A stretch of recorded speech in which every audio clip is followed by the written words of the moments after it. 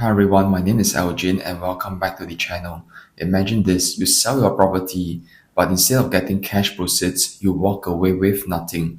Worst thing is that you still owe money to CPF.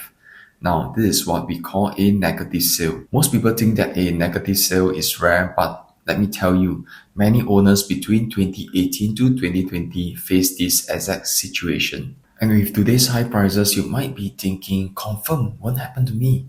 But let me tell you, it can happen to anyone. So in this video, I'll break down what a negative sale really is, why it happens, real case studies, and most importantly, how you can avoid falling into this trap. So let's start with the basics. When you sell your property, the sales proceeds must first go to number 1, repaying your outstanding housing loan, number 2, refunding your CPF accounts, both the principal and the accrued interest. Now here's the problem. If your selling price isn't enough to cover these two obligations, you end up with no cash proceeds and a shortfall in your CPF refund.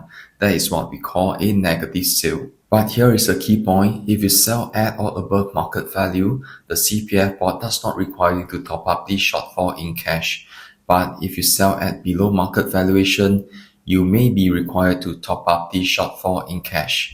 Let me share a real case from one of my clients. He bought his resale flat in 2011 and in 2019 he had to sell this resale flat because his BTO flat was ready for key collection. Now he sold this flat at market value, but because he had used a lot of CPF, the accrued interest actually snowballed, and coupled with the fact that the price of his flat did not appreciate at all, he ended up with a negative sale.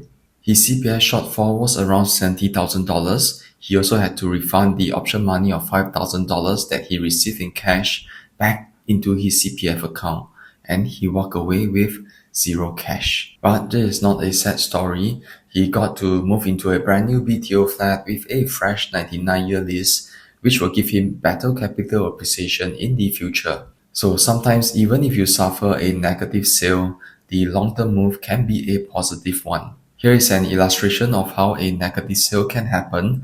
Let's say Mr. and Mrs. Tan sold their 4-room HDB flat. The selling price is $400,000, valuation price $400,000 as well, outstanding loan of $30,000. Mr. Tan's CPF principal amount withdrawn plus the accrued interest totaled up to $450,000. Mrs. Tan's P plus I is $20,000. So they have already received the options money in cash from the buyers of $5,000.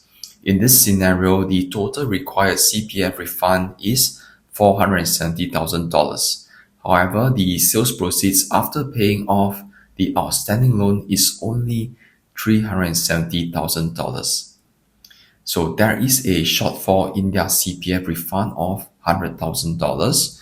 As the property is being sold at market value, these sellers do not have to top up this shortfall of $100,000 in cash back to their CPF account. Now you might be asking, why does negative sale even happen? Here are the 3 big reasons. Number 1, insufficient price appreciation. If you buy during peak prices and you need to sell during a correction, your selling price may not fully cover your outstanding loan and your CPF refund. And this was pretty common during the 2013 to 2020 period after the cooling measures kick in. Number 2, high purchase price. For example, this buyer bought this resale condo at the record price in this project in February 2025. 6 months later, the estimated market valuation for the property reflected a paper loss of $140,000. Now, the big question is, will this property appreciate in future? Number 3, CPF accrued interest. And this is the silent killer. The longer you stay, the more your CPF account charges you interest on the housing funds you use. And if your property doesn't appreciate fast enough, you may run into a negative sale as early as the 5th year. So what happens if you end up in a negative sale? Number 1, there will be no cash proceeds. So your down payment for your next property must come from your savings and your remaining CPF balance. Number 2, if you sold at below market value, the CPF board may ask you to top up the shortfall in cash. Number 3, it reduces your retirement nest egg due to the shortfall in the CPF refund.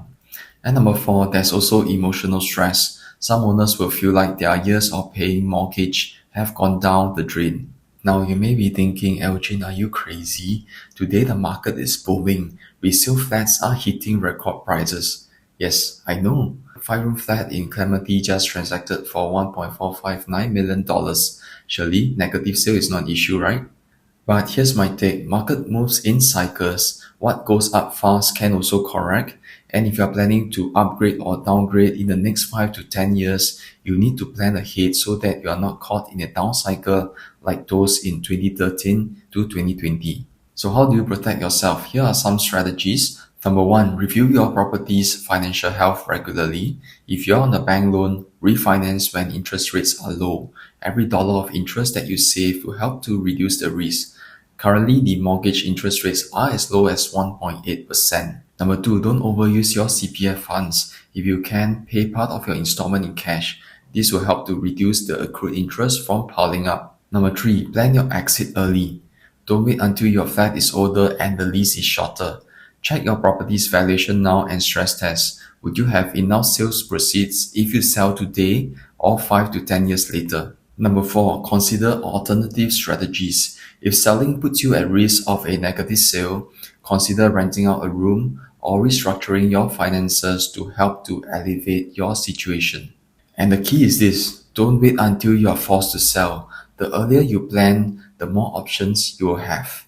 So here's the truth, negative sale isn't a past problem. It can still happen to anyone who doesn't plan their property journey carefully. If you're a HDB or a condo owner and you are concerned about this, let me help you. I'll run through your numbers, check your CPF usage, and show you possible scenarios on whether upgrading, downsizing, or holding on to your property makes more sense for your situation. Drop me a message, don't wait until you're caught in a negative sale before taking action.